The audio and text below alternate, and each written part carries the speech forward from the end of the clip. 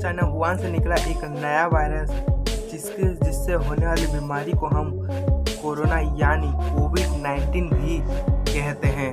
तो गाइस, इससे बचने का सिंपल सा प्रोटोकॉल ये है कि जब भी हम घर से बाहर निकलें तो मास्क जरूर पहने और 2 गज की दूरी बनाए रखें और समय समय पर अल्कोहल बेस्ड सैनिटाइजर का यूज़ करें या अपने हाथ बार बार धोते रहें। लेकिन जो हम सैनिटाइज़र यूज़ करते हैं वो बहुत सारे लोग भी यूज़ करते होंगे, तो ऐसे में जो लोग यूज़ करते हैं तो सैनिटाइज़र के बोतल पर वायरसेस भी हो सकते हैं। तो गाइस, आज के इस वीडियो में उसी को ध्यान में रखते हुए मैंने एक मशीन बनाया हूँ जिससे अगर हम नीचे पैर से दबाएंगे तो अपने आप ऑटोमेटिकली ऊपर सैनिटाइज़र गिरेगा।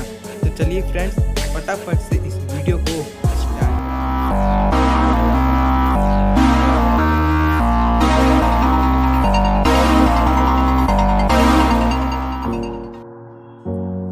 तो गाइस, पहले मैं आपको सैनिटाइजर बोतल कंटेनर बना के दिखाऊंगा।